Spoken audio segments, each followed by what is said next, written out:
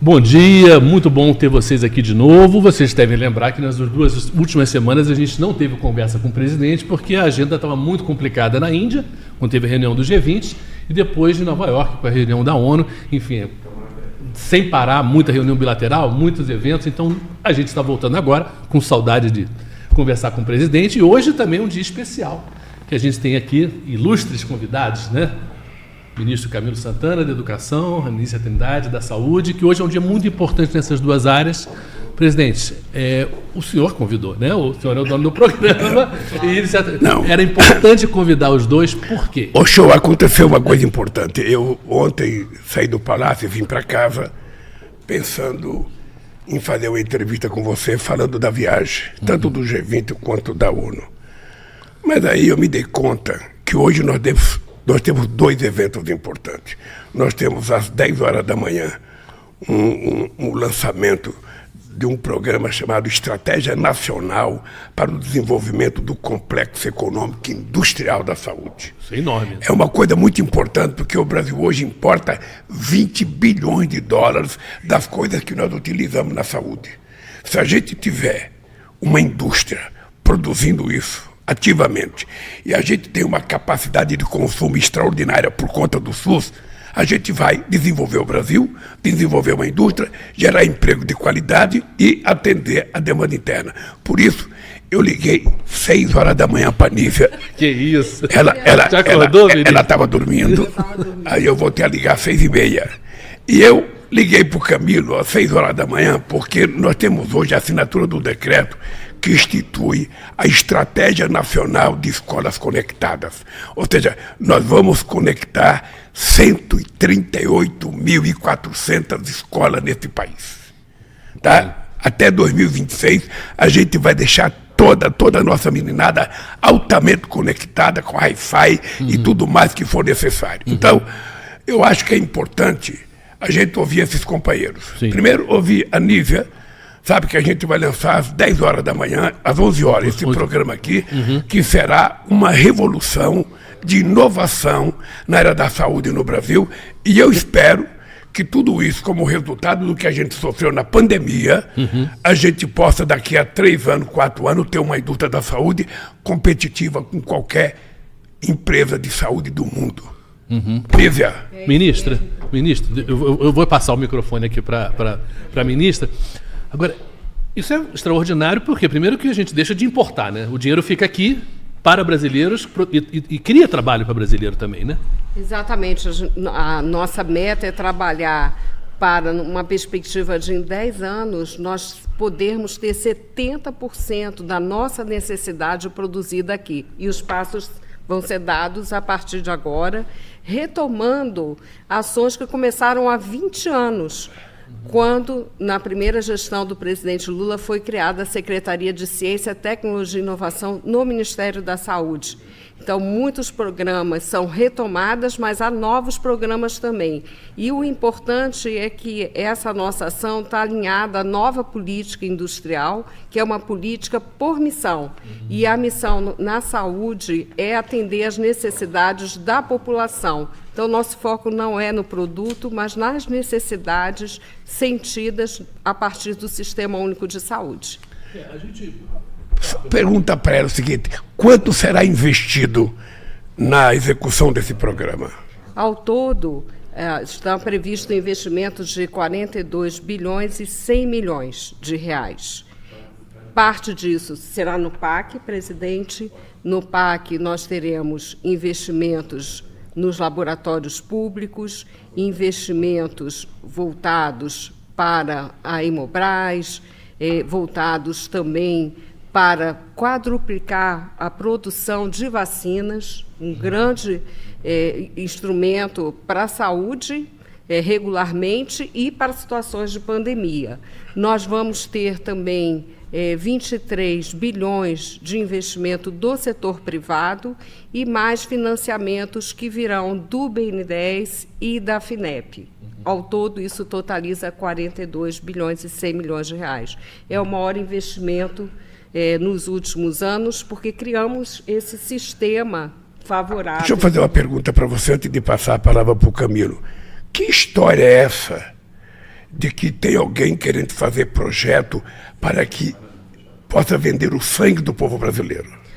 Existe uma PEC, uma emenda constitucional de comercialização do plasma, porque o plasma que faz parte, né, do processo do sangue. O plasma ele é fundamental para o desenvolvimento de produtos que são usados para tratamento de doenças importantíssimas. Então, esse é a PEC. Mas o sangue não pode ser comercializado, né, de modo algum. Não pode ter remuneração aos doadores, e isso foi uma conquista da nossa Constituição, o senhor lembra bem, né, as pessoas que vendiam sangue.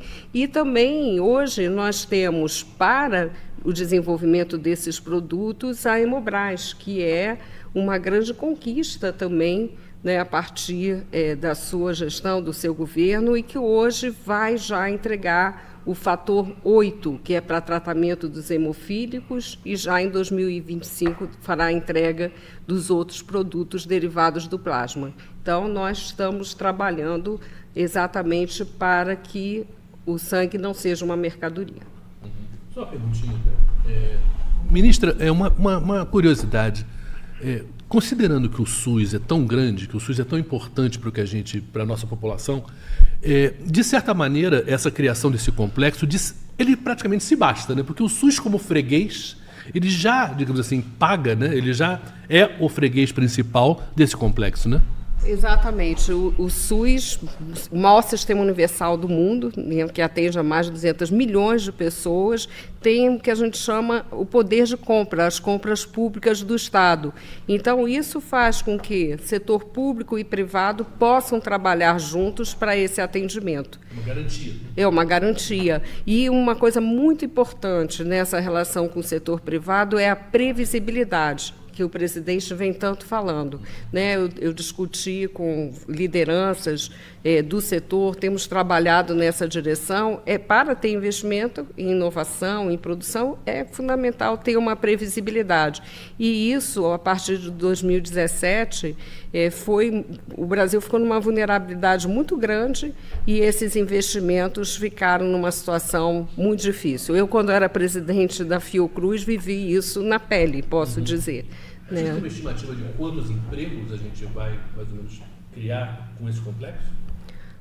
Esse complexo ele tem a grande capacidade de criação de empregos. Eu não conseguiria te estimar isso agora, nesse momento, que esses números variam muito, mas em toda a área de produção que nós vamos ampliar, elas sempre implicam geração de empregos e qualificação desses trabalhadores, né, o que é mais importante. Porque isso tudo significa novas tecnologias que são incorporadas, novos conhecimentos. Eu dou um exemplo da alfapoetina, que foi a entrada do Brasil nos biofármacos.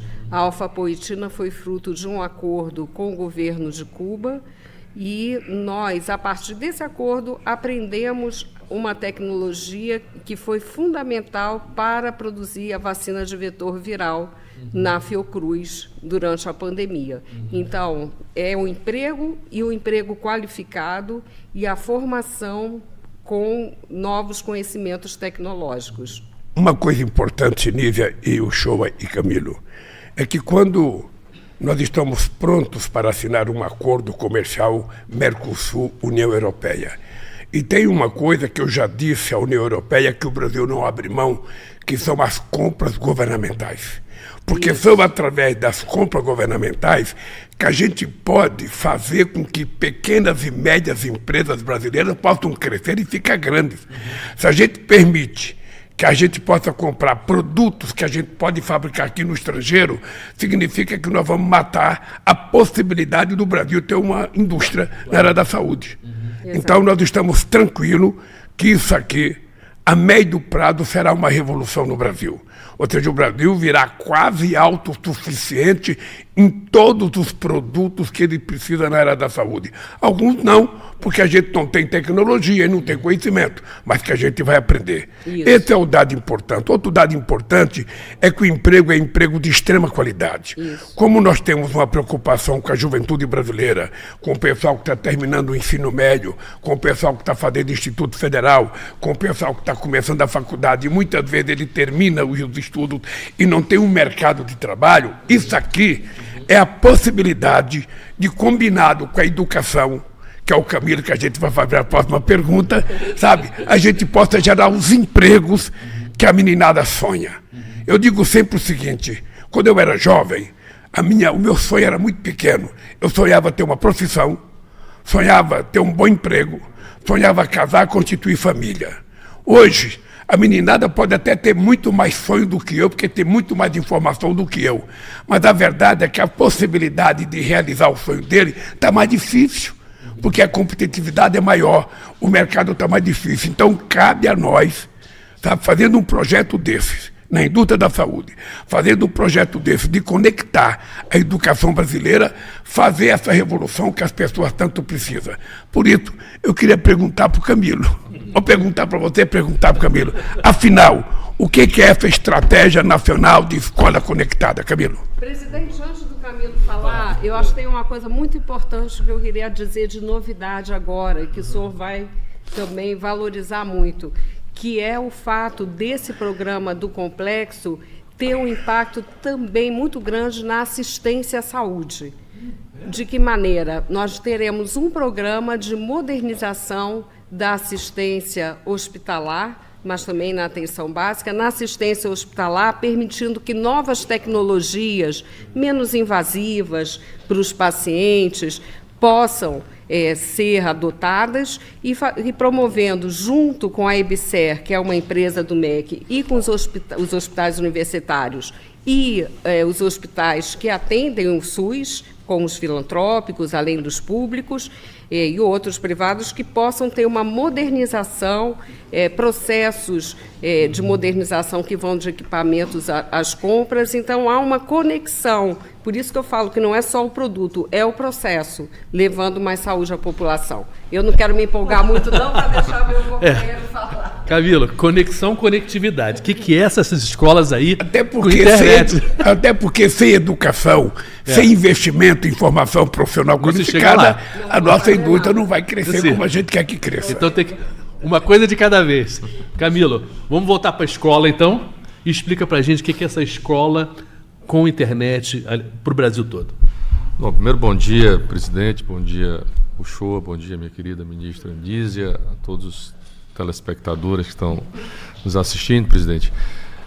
Parabenizar aqui a Anísia, até porque, presidente, pela sua determinação, saúde e educação estão trabalhando muito juntos na formação médica, de residência, que é uma coisa importante para o país, para a qualidade da formação médica no Brasil. Mas, presidente, o presidente nos determinou, nos orientou, juntamente com o Ministério das Comunicações, sob a liderança do ministro Juscelino, que nós construíssemos uma política para conectar todas as escolas públicas desse país. Até porque a escola não é mais uma ilha. O mundo hoje está conectado, a informação ela é mais rápida, e a meninada, a garotada quer estar conectada, quer ter uma informação. Então, o primeiro ponto foi levantar todas as estruturas das escolas públicas brasileiras, são 138 mil aproximadamente, 138.400 escolas públicos hoje no Brasil, toda a educação básica, para saber qual era a escola que tinha internet, se tem internet de banda larga, também. Qualidade, porque o objetivo da internet é poder o professor passar um vídeo, às vezes a qualidade da internet não permite baixar um vídeo para passar para os alunos, então a ideia foi levantar, você tem uma ideia, presidente, nesse levantamento foi identificado que 4.600 escolas não têm energia, ou então não tem energia renovável, ou seja, ainda aqueles geradores. Sim. Há uma desigualdade muito grande no Brasil. A região norte tem a metade de conectividade da região sul das escolas públicas no Brasil. Sim. Então, quase um terço das escolas, por exemplo, não tem banda larga suficiente com fins pedagógicos. Eu estava vendo aqui, Camilo, 40.100 escolas sem acesso adequado à banda larga fixa, das quais 8.400 não tem nenhuma conexão nenhuma conectividade. Então, assim, mais da metade, por exemplo, das escolas, por exemplo, não tem Wi-Fi dentro das escolas.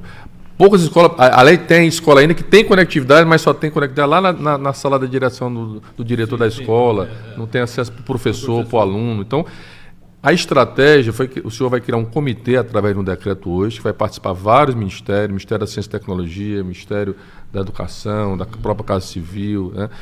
Os recursos serão recursos do Fundo da Universalização do Sistema das Telecomunicações, que é o FUST, e também recursos do leilão do 5G, né?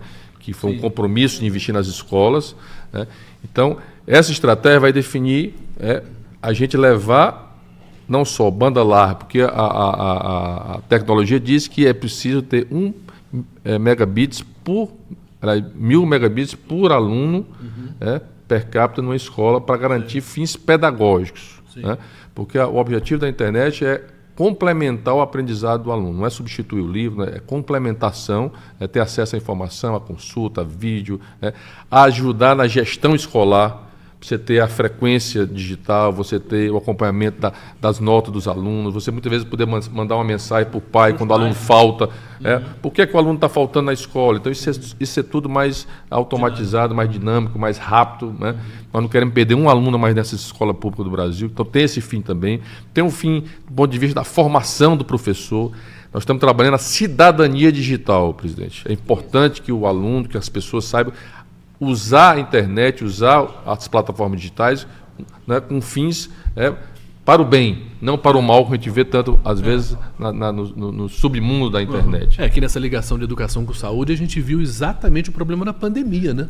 Que foi um momento em que a gente precisava demais que as crianças tivessem acesso. Desinformação. E muitas crianças não teve acesso, não só na escola, mas em casa. Quer dizer, realmente, você fala tanto em desigualdade, né, presidente? Essa desigualdade bagunçou demais a educação das nossas crianças, né? Não, sem dúvida. Então, Camilo, até 2026 a gente vai atingir isso? A meta esse comitê vai trabalhar, a meta é até o final de 2026, presidente, sob sua orientação, nenhuma escola pública deixar de ter conectividade com fins pedagógicos. Não é só ter internetzinha lá com baixa velocidade, e que tem equipamento. Que tem um laboratório de informática, que pelo menos tenha laboratório de informática, que tenha tablet, que tenha computador, que tenha Wi-Fi na escola. Lá nós estamos trabalhando para, inclusive, poder o Wi-Fi funcionar, principalmente nos finais de semana, fora da escola. Próximo ali ao bairro onde está a escola localizada. O sinal pode chegar. Inclusive atendendo as UBSs que estejam perto das eu ia falar, escolas. Esse programa também vai atender todas as unidades básicas de saúde do Brasil.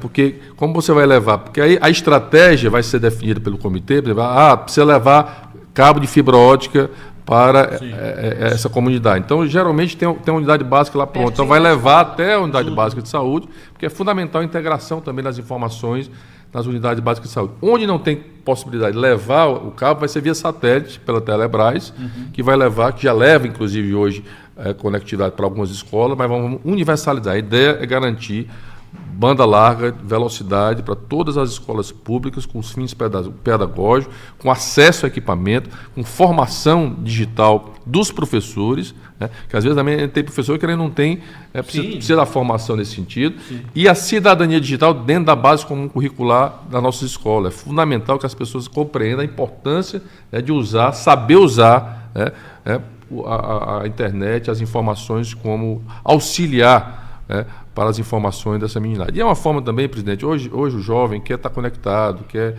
ter acesso a um computador, quer ter acesso a um Wi-Fi, quer ter acesso... Então isso é importante também para garantir, estimular o aluno também a estar numa escola, precisa despertar sempre o aluno querer ir para a escola, sentir bem na escola, ou seja,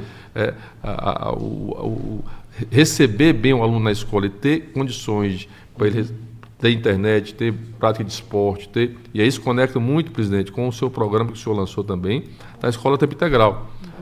O aluno passar o dia inteiro na escola, e quer dizer que 100% dos estados já aderiram a esse programa, 85% dos municípios já aderiram ao programa, então está muito conectado também a algumas políticas que o senhor tem definido como estratégia nesse seu terceiro governo, na educação básica, como também a alfabetização. né? Aliás, eu quero dar um dado importante que eu falei aqui naquele outro programa. 100% dos municípios, 100% dos estados aderiram e 98% dos municípios brasileiros já aderiram à política de alfabetização na idade certa das crianças brasileiras. Então, isso é muito importante para o futuro da educação do país, presidente. Ministro, uma curiosidade. Quando a gente fala de redes sociais, internet, quer dizer, é um mundo que teoricamente é maravilhoso e tem um lado, obviamente, maravilhoso, mas tem um lado danoso, tem um lado complicado. A gente pode pensar em, eventualmente, no currículo. Lá atrás, a gente teve aula de moral e cívica, eu tive aula de moral e cívica. A gente podia ter uma aula de cidadania, uma aula que a gente também ensinasse essa criança, esse jovem, dos perigos da internet, de como usar a internet, do respeito às meninas, porque isso é um problema muito sério hoje na sociedade. Show, nós vamos distribuir aqui fizemos um folder aqui, dentro da estratégia, a estratégia ela fala do currículo. Sim. Ou seja, a formação do nosso aluno, né, e nós queremos criar a cidadania digital, que o aluno, que o professor saiba como usar, né, para o bem, para a informação, porque isso é fundamental hoje a velocidade da informação chega. Então isso está dentro da estratégia, porque, portanto, a estratégia não é só levar a internet. Sim. A estratégia é todo um conjunto de ações, de formação, da gestão escolar, é todo um conjunto. E dizer, presidente, que inclusive esse comitê também participa do BNDES, porque quem gerencia o FUST é o BNDES, inclusive o presidente do BNDES toda a equipe do BNDES tem participado também, a Anatel, a Telebrás, todos esses órgãos que vão operacionalizar. E também tem uma questão interessante, presidente, que através do site nós vamos instalar o medidor na sua escola. A escola entra lá no site do MEC, vai poder baixar um medidor que vai medir qual a velocidade da conectividade da sua escola, para dizer se ela está na velocidade adequada. Sim. Então esse medidor vai ser uma ferramenta importante para cada escola poder mensurar a qualidade da vida. Já está funcionando, né? Então a escola pode já baixar através do site do MEC esse medidor, gratuitamente, para poder saber qual é a velocidade da minha escola, se essa velocidade está suficiente para os fins pedagógicos. E também esse programa vai ser por adesão, até porque isso é um regime de colaboração entre os entes federados, município, estado e União. Então, como foi na alfabetização, como foi no tempo integral, os municípios agora vão aderir, através do sistema CIMEC do MEC, dizer que quer que as suas escolas estejam... Agora, ô Camilo, isso significa que o Ministério da Educação tem que cuidar com muita responsabilidade do conteúdo. Sem dúvida. Que o jovem vai ter acesso. Eu, por exemplo, acho, já falei 2 vezes, mas nunca falei com você, mas vou falar agora pelo microfone, que é o seguinte: nós precisamos colocar no currículo escolar brasileiro a questão do clima. A questão do clima não é um problema menor, é um problema muito sério que está acontecendo no Rio Grande do Sul. Sabe, não é normal. O que está acontecendo no Rio Madeira agora com a seca não é normal. Tem região que está com dificuldade de receber alimento porque o barco não consegue chegar lá. Ou seja, a gente tem visto a temperatura mudar. Faz frio aonde só fazia calor, chove aonde não chovia, sabe? Faz calor aonde só fazia frio. Ou seja, o planeta está nos dando um alerta. Então, se na nossa idade a gente não aprendeu a cuidar do clima, é importante que, através da escola, a gente prepare as crianças e os adolescentes para educar os pais. Quem sabe, uma criança saiba dizer para o pai o que é seletivo na questão do lixo, fazer coleta seletiva, porque nem todas as prefeituras fazem, mas isso não implica que a gente não faça dentro de casa. Significa aproveitar a água de forma mais adequada. Eu acho que nós vamos chegar um dia, Camilo, em que a água que você dá descarga no banheiro não pode ser água potável. Não tem nenhuma explicação.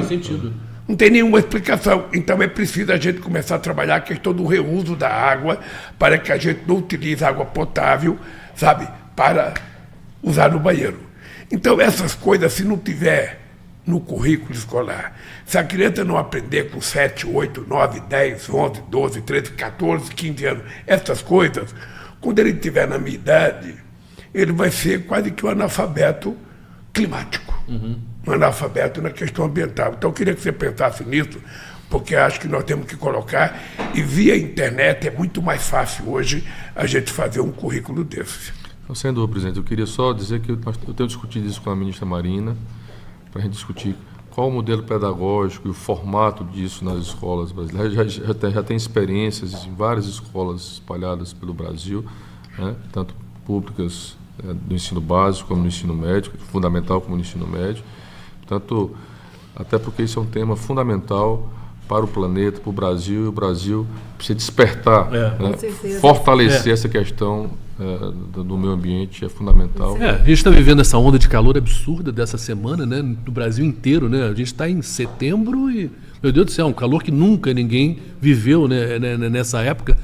E é muito interessante. Os estados já implementaram a disciplina, por exemplo, o Pará, onde vai acontecer a COP, já implementou no ensino médio uma disciplina específica para tratar da questão do meio ambiente. Sabe que eu ia comentar, Camilo, uma coisa muito interessante.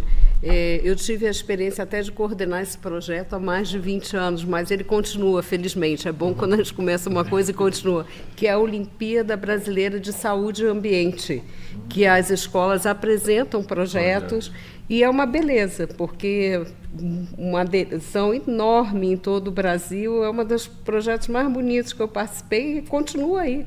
Continua. Aliás, com relação com a educação, com o apoio, é uma sugestão. 3 escolas concorrendo às melhores escolas do mundo, em experiências, em ações da própria comunidade escolar. E 2 são brasileiras, uma de Belo Horizonte, e a de Belo Horizonte foi exatamente por uma experiência na coleta de lixo seletiva realizada na comunidade, né, lá, numa comunidade de Belo Horizonte. Não me lembro o nome do bairro, mas e a outra é no Ceará, também por experiência na área.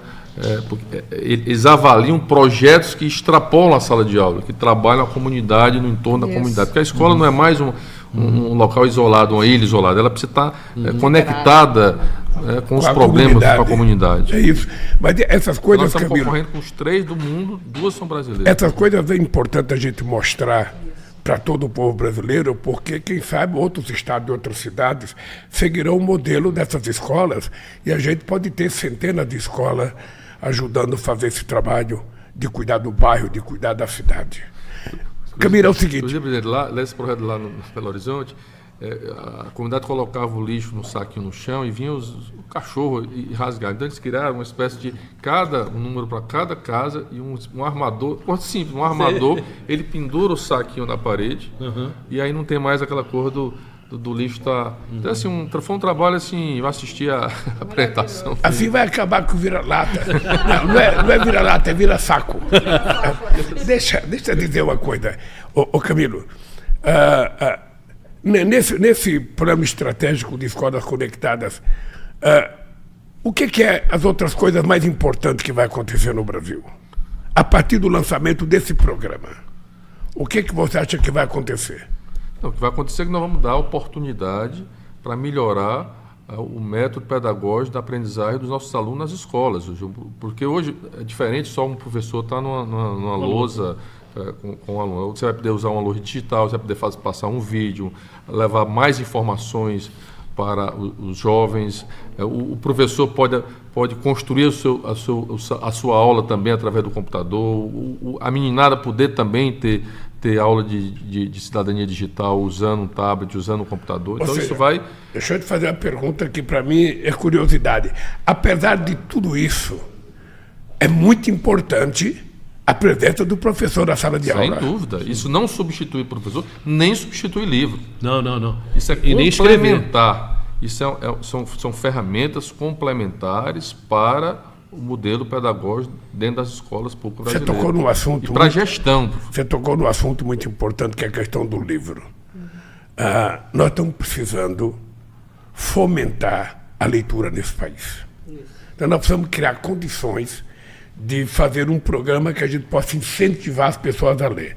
A primeira coisa que nós temos que ver é se é preciso baratear, se tem imposto para as empresas que fazem os livros, as editoras, para a gente tentar baratear o máximo possível o livro para que as pessoas tenham acesso, porque o livro às vezes é caro. O senhor está fazendo 2 ações importantes. Uma está dentro do programa de alfabetização. Agora nós estamos passando recursos para as escolas. Toda escola de ensino fundamental vai ter uma espécie de cantinho da leitura dentro da escola, dentro da sala de aula. Cada sala de aula é um cantinho com um estante. O projeto é lindo, com livros, porque a criança precisa ser estimulada desde os primeiros anos. Então, o estímulo nos primeiros anos de vida é que fazem as pessoas ter o hábito da leitura. Então, e também para a alfabetização, é fundamental. Mas algumas pessoas dizem, Lula, você está ultrapassado. Você você fica falando de livro quando as pessoas estão lendo no celular, as pessoas estão lendo no tablet, ou seja... Mas na verdade, presidente, não é isso não. Até o que está acontecendo, por exemplo, países como a Suécia estão voltando a livro e caderno e escrever à mão em sala de aula, porque estão descobrindo que para o aprendizado é muito importante essa coisa de você fixar o que você aprende escrevendo. Então, está se tirando muito de computador de dentro de sala de aula. É muito importante a internet, obviamente não estamos ninguém negando isso, mas na sala de aula, para a criança, o livro, o caderno, o lápis ainda é muito importante. A Unesco agora, esse ano, lançou um relatório sobre educação digital no mundo, mostrando os cuidados que precisa ter e a necessidade de se manter a leitura, o livro nas escolas. Agora, como a gente tem no Brasil muito desigual, a gente está trabalhando uma plataforma gratuita para acesso a livros no Brasil. Qualquer um pode ter acesso. Você viu que nós aprovamos que cada conjunto habitacional do Minha Casa Minha Vida vai ter uma pequena biblioteca. Sim. Que é para tentar estimular as pessoas a lerem. Até porque o exemplo para os filhos muitas vezes são os pais, né? Então os pais lendo, o filho também e a filha querem ler, né? Se for implantado desde o início, os primeiros anos na escola, estimular o jovem, a criança a ler, quanto mais aumenta a idade, mais difícil esse hábito. No fundo, depois desse lançamento do Plano Nacional de Escolas Conectadas, eu penso que a gente pode afirmar ao povo brasileiro que a partir de 2026 a gente vai ter um outro país. A gente vai ter um país mais bem informado, mais conectado, as pessoas recebendo conteúdo em mais quantidade, mais qualidade. Eu penso que a gente pode melhorar, inclusive, a qualidade da sociedade civil que a gente vai criar nesse país. Porque eu me preocupo muito com a questão do humanismo. Ou seja, que ser humano que a gente está criando. Se é um ser humano humanista, se é um ser humano carinhoso, se é um ser humano solidário, se é uns filhos que obedecem aos pais, que se preocupam com os pais, ou são pessoas rebeldes que não obedecem a ninguém, que não obedecem a professora, que xinga professor, que bate em professor. Tem muito disso no Brasil.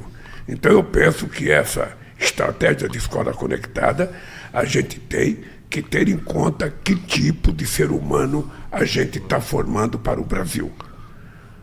A gente quer combater a mentira, a gente quer combater a fake news, a gente quer que as pessoas sejam tomadas pelo simbologismo, sabe, de uma sociedade verdadeira, de uma sociedade que pensa com o coração, que age com o coração, que seja mais solidária. Esse é o meu sonho e por isso eu estou jogando muitas fichas minhas nesse projeto de escolas conectadas. Presidente, eu queria só juntar um pouquinho o que foi educação, saúde e meio ambiente, que o senhor fala muito nessa questão do meio ambiente e da Amazônia e da possibilidade da gente aprender com essa Amazônia que a gente está protegendo. Então, num complexo de saúde, quanta coisa não se pode aprender através da educação, de institutos de pesquisa, Instituto Federal, universidades, através de coisas que a gente vai descobrir por causa desse complexo industrial de saúde, né? E, obviamente, então, liga tudo, né? Educação, saúde, meio ambiente, quer dizer, essa necessidade de todo mundo conversar, porque está tudo interligado, né, presidente? Eu acho. Uhum. Aliás, o que eu acho é essa nova qualidade de conversação. Uhum. Hoje, eu sinto que a humanidade está muito individualizada. Muito, muito. A coisa que mais me assusta, Camilo, é você estar num lugar, ter duas pessoas sentadas, uma na frente da outra, cada uma conversando com outra parte do mundo, e os que estão perto estão distantes. Então eu acho que é extremamente importante a gente tentar ver se a gente consegue, através da educação, qualificar melhor a espécie humana que nós estamos criando. Se a gente não conseguir através da educação, tudo será muito mais difícil. Por isso que eu defendo muito a questão da cidadania digital, exatamente com esse objetivo. E, presidente, um dos focos importantes que o Ministério hoje é na formação dos professores. Inclusive, nós lançamos agora a formação de professor da educação básica, equidade. Porque o professor precisa ser um professor antirracista, precisa ser um professor que olhe para as comunidades indígenas, quilombolas, a formação de professores para essas escolas. Há uma desigualdade enorme entre negros e brancos, entre índios e quilombolas nesse país. Então, a formação inicial de professores é fundamental para exatamente garantir o ensino humano, o ensino democrático, o ensino que acolhe as pessoas, que olhe para os nossos jovens. Então, é fundamental a formação do nosso professor, Camilo, humana, você, é fundamental. Você pode prestar atenção numa coisa, isso é importante para os professores. A escola boa é aquela que o aluno levanta de manhã pedindo para a mãe para ir para a escola. É isso. Se o aluno começa a chorar e não quer ir na escola, é porque alguma coisa não está certa na escola. Se o aluno não gosta de um professor, é porque alguma coisa está errada. É preciso investigar, porque quando a escola é boa, eu estou dizendo isso porque quando nós criamos as Olimpíadas da Matemática em escola pública em 2005, que nós fizemos a primeira grande inscrição, mais de 10 milhões de pessoas, a professora Sueli Duro, que era responsável na época, ela me contava coisas fantásticas. As crianças queriam ir para a escola de domingo. As crianças queriam aprender. Ou seja, quando a escola é motivadora, acolhedora, uma diversão, sabe? E não fica só ensinando que Cabral descobriu o Brasil, ou seja, tudo isso é importante saber, mas é importante que as crianças estejam conectadas com o seu mundo, com o dia a dia, com a vida dos seus pais, com os problemas, sabe? Porque senão as pessoas não aprendem a cidadania que nós achamos que todo mundo tem que ter. Por isso eu estou muito otimista. Eu acho que a partir desse programa, a partir do comitê, a partir do grupo de ministros, a gente começa a fazer uma verdadeira revolução nesse país. Esse país não vai ficar devendo a nenhum país do mundo em palavra de conectividade. A gente vai se transformar. Quem que você quer de exemplo? A Finlândia, a Noruega, a Dinamarca, a Áustria, a Suécia? Pois é, nós vamos ser igual ou melhor. Porque nós temos material humano e teve um povo extraordinário para isso. Só precisa a gente cuidar com carinho desse povo, e é isso que a gente vai fazer na área da educação e na área da saúde. Muito bem.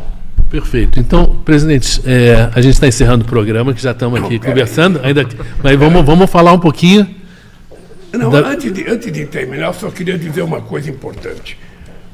A Nívia sabe que eu tenho uma reivindicação para ela desde que ela tomou posse como ministra. É o meu desejo de levar a todo o povo brasileiro o direito ao chamado especialista. O que é o especialista? Uma mulher, um homem do Ceará, de Pernambuco, da Bahia, de Brasília, vai ao médico. Então, chega no UPA, chega no UBS, faz a consulta, o médico atende e detecta que ela tem uma doença grave. Ela tem um problema no olho, precisa do oftalmologista. Ela tem um problema no coração, precisa de um cardiologista. Ela tem um problema no ombro, precisa de um ortopedista, e assim vai. Ou seja, quando essa pessoa sai desse primeiro atendimento e dizem para ela, a senhora tem que procurar o tal do especialista, aí começa o sofrimento. Porque são 9 meses, 10 meses, 8 meses de espera de um tal do especialista, que ele existe, mas ele não está conectado com o SUS, porque nós temos um problema. É preciso que a gente tenha mais recursos no SUS e é preciso que a gente pague melhor as pessoas que vão prestar serviço, porque eu não sei quanto que o SUS paga, mas não deve ser muito atrativo, porque numa rua que você mora deve ter 10 especialistas, mas o preço que o SUS paga é tão pouquinho que o cara fala, eu não vou fazer convênio com o SUS. Então esse é um problema que a gente pode levar saúde de primeiro mundo para todo mundo nesse país. E aí nós temos que ter em conta que saúde custa dinheiro. Saúde de qualidade custa dinheiro. E é importante. A credibilidade que o SUS conquistou durante a pandemia dá ao SUS o direito de dizer ao povo brasileiro que é preciso mais recursos para a saúde. recurso bem gerenciado, bem administrado por uma companheira que não é médica, que durante 6 anos foi presidente da Fiocruz, um dos institutos de pesquisa mais extraordinários que a gente tem no Brasil. Então é importante que a gente tenha clareza que a gente pode levar essa qualidade de saúde. O que nós precisamos é, qualificar as pessoas e garantir ao povo brasileiro o direito de ser tratado com decência. Isso é importante saber. Não existe no planeta Terra, que é redondo, não é triangular, não é quadrado, não existe no planeta Terra nenhum país com mais de 100 milhões de habitantes que tenha um sistema único de saúde que tem o Brasil. Quando você vê as pessoas falar, não, fiz transplante do coração, transplante do fígado, transplante do rim. A gente viu o Faustão agora. O cara pode estar no hospital mais chique do mundo, mas quem cuida disso é o SUS. É o SUS que é responsável por essa política de transplante. Então é importante que a gente aprenda a gostar daquilo que a gente tem. Se tiver defeito, a gente conserta. Mas vamos valorizar a virtude, porque muitas vezes o SUS era atacado por causa de uma pessoa, 2 ou 3 que não era atendido. E se negava 1000 que tinha sido atendido anteriormente. Não é que o SUS não tenha defeito, tem defeito. Mas nós brasileiros, eu, presidente da República, sou grato ao SUS, grato aos médicos do SUS, grato às médicas do SUS, a enfermeiros e enfermeiras, a todo o pessoal que trabalha. Porque essa gente, na mais grave pandemia que nós tivemos no século XXI, essa gente se prestou a colocar sua própria vida em defesa de nós, em defesa do outro. E isso merece elogio e parabéns. Por último, eu queria falar uma coisa da viagem, porque senão não tem sentido. O Pimenta preparou todo um discurso para a viagem. O Stuquinha preparou as câmaras. É o seguinte, veja, quando nós ganhamos as eleições, nós tínhamos uma primeira preocupação. Era não só fazer uma radiografia do que tinha acontecido no Brasil, e ao invés de ficar brigando com o que tinha acontecido, aquele negócio de ficar xingando, chorando e jogando a culpa em ninguém, nós resolvemos, ao fazer o diagnóstico, a gente resolveu cuidar do paciente, ou seja, cuidar do povo brasileiro. Então nós passamos o primeiro semestre recuperando todas as políticas públicas de inclusão social que a gente tinha acumulado ao longo de 13 anos de governo do PT. Ao terminar essa elaboração de recuperação, nós resolvemos recuperar o prestígio do Brasil no exterior. E aí eu tive que viajar. Eu participei do G20, eu participei do BRICS, eu participei do G7, eu fui a Hiroshima, eu fui a Nova Delhi, eu fui a Joanesburgo, ou seja, eu viajei muito o mundo para conectar, a palavra chique agora é conectar, para conectar o Brasil com o mundo. E depois tivemos a nossa participação na ONU, que foi uma participação memorável da delegação brasileira. Tivemos um encontro com o presidente Biden para discutir a questão do emprego decente. Eu achei extremamente importante essa reunião, porque significa que o governo americano, junto com o governo brasileiro, as pessoas ligadas ao mundo do trabalho nos Estados Unidos e as pessoas ligadas ao mundo do trabalho no Brasil, estão preocupados em garantir que mesmo as pessoas que trabalham em plataforma, que muitas vezes não conhecem o seu patrão e muitas vezes querem ser tratadas como empreendedor individual, nós queremos que a pessoa tenha sucesso com o empreendedorismo individual. Mas o que nós queremos é dar garantia de seguridade para essas pessoas. Se essa pessoa estiver doente, se essa pessoa tiver um infortúnio, nós sabemos que em algumas cidades, esses meninos que trabalham entregando pizza, entregando comida de bicicleta, muitas vezes não tem banheiro para ir. Sabe? Me contaram esse dia que tem garoto que vai trabalhar de fraldão. Mas aí é impensável no século XXI a gente ter uma situação dessa. Então, nós estamos atentos em construir uma proposta para cuidar dessa gente com carinho. Pode ser um cara que tem bicicleta, pode ser uma pessoa que tem motocicleta, pode ser... O que nós queremos é que vocês sejam tratados com a dignidade que todo ser humano tem que ser tratado e receber um salário que permita vocês comerem pelo menos a comida que vocês entregam. porque também não é humano você carregar comida nas costas, cheirando a comida e estar com o seu estômago vazio. É importante a gente cuidar disso com muito carinho, e nós, então, sabe, fizemos um protocolo com o presidente Biden, e eu acho que essas coisas vão andar daqui para frente. Então, depois que nós fizemos tudo isso, nós fizemos o PAC. O PAC é um grande projeto de investimento em infraestrutura, levando em conta a questão da transição energética, da transição climática. O Brasil tem um potencial extraordinário.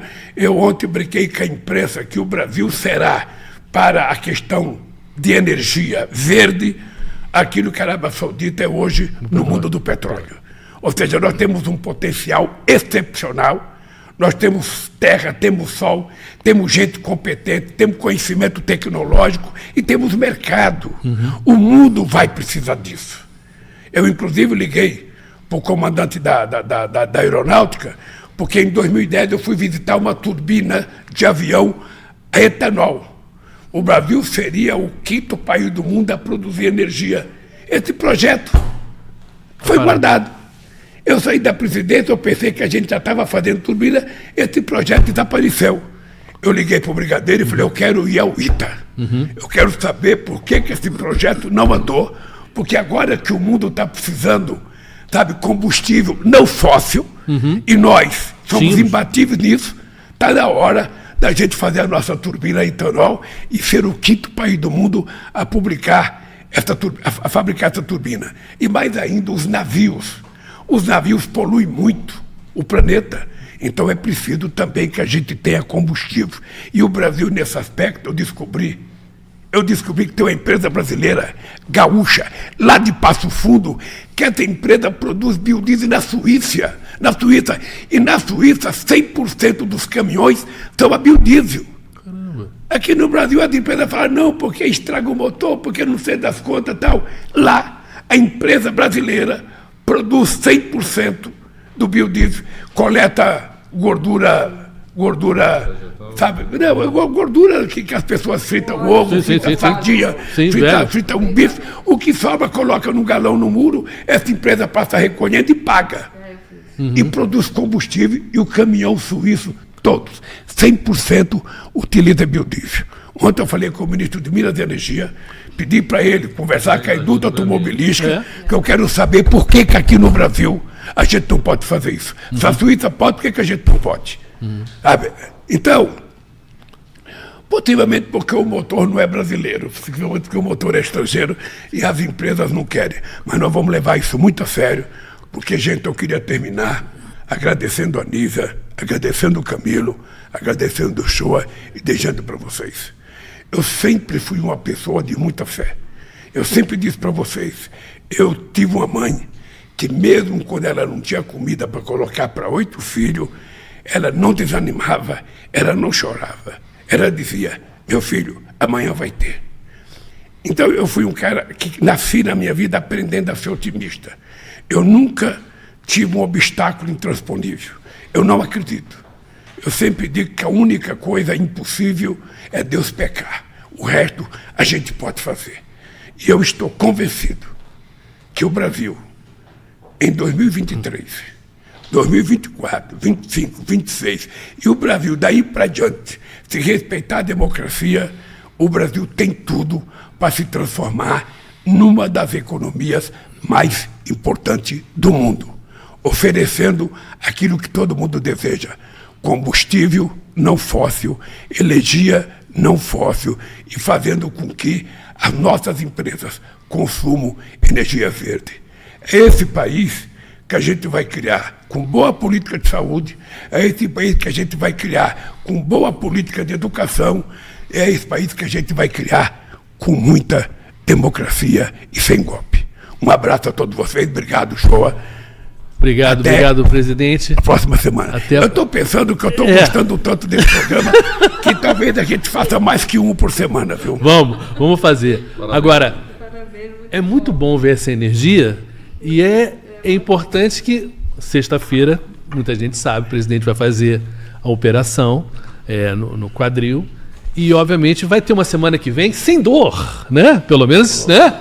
aleluia, que a gente Não, te deseja, acho que todo mundo te deseja que essa operação seja perfeita. Tem muita especulação sobre isso, tem muita gente tentando adivinhar. Veja, a verdade é que eu estou com essa dor desde agosto do ano passado, durante o processo da campanha. Naquela cena que você viu eu pulando no carro de som, você não sabe a dor que eu sentia. Mas eu pulava porque era preciso animar as pessoas. Se o candidato está lá com dor de cabeça baixa, ele não passa otimismo para a sociedade. Depois, eu queria operar logo depois das eleições. Daí eu falei, bom, se eu operar agora, sabe, vão dizer, o Lula está velho, ganhou as eleições e já está internado. Não, eu resolvi primeiro recuperar o Brasil, politicamente, internamente, com a inclusão social, depois recuperar o Brasil na geopolítica internacional, dizer para o mundo inteiro, o Brasil voltou. O Brasil está de volta com muita vontade, com muito tesão, com muita força de ser uma grande economia. E isso foi maravilhoso no G20, foi maravilhoso nos BRICS, foi maravilhoso em Nova York, foi maravilhoso na reunião CELAC e América Latina. E isso vai ser maravilhoso daqui para frente. Então eu tomei a decisão. Eu só vou viajar agora, dia 28 de novembro, ou 29, que é para os Emirados Árabes, para a COP28, que vai discutir a questão do clima. Então, até lá, eu vou ficar aqui em Brasília, eu não vou poder pegar avião, vou trabalhar normalmente, vou trabalhar. O Stuka não quer que eu ande de andador. Ele já falou, não vou filmar você de andador, então significa que você não vai me ver de andador, você não vai me ver de muleta, você vai me ver sempre bonito, como se eu não tivesse sequer operado. Mas eu vou ter que ter um pouco de cuidado, porque a operação parece simples, mas a recuperação, a fisioterapia e a dedicação no tratamento é fundamental. Então eu vou me cuidar com muito carinho. Eu estou muito otimista, Eu disse ontem na entrevista que o que me preocupa sempre foi a anestesia. Eu sempre tive medo de tomar anestesia. Esse dia eu fui fazer um tratamento, eu falei, anestesia é só local que eu quero ficar acordado para ver. Doeu pra caramba. Eu preferia ter tomado geral. Mas agora eu vou tomar. Vai passar dor na operação e depois. Eu tenho certeza que eu vou voltar bem. Eu tenho que ter muita disciplina na recuperação e eu vou ter, porque eu tenho um compromisso com esse país. Eu falei para vocês, eu não quero governar o Brasil, eu quero cuidar do povo brasileiro. Cuidar de cada criança, de cada mulher, de cada homem, de cada trabalhador, de cada morador de rua que eu pretendo tirar da rua, de cada pessoa de mola-fita que eu pretendo acabar com as parafitas. Ou seja, o que eu quero, na verdade, é um sonho que todo mundo quer, viver dignamente, viver com respeito, trabalhar, estudar, levar comida para casa no final do mês, às custas do trabalho, do homem e da mulher, e viver sorrindo, porque a vida é o dom de Deus mais importante para o ser humano. E a gente precisa, todo santo dia, agradecer a Deus por estar vivendo aquele dia, e agradecer de noite por ter vivido aquele dia, e rezar para estar acordado no dia seguinte. É isso que eu faço, e por isso que eu brinco dizendo que quero viver até 120 anos, porque eu gosto muito da vida. Um abraço. Um abraço, presidente. Obrigado, Camilo. Obrigado, Nízia. Muito bom, tá? Até o próximo Conversa com o Presidente. A conversa foi ótima, hein? Muito obrigado. Muito bem. Muito bem. Bom, presidente. Parabéns. Bom, nós vamos para lá agora, né, Nízia?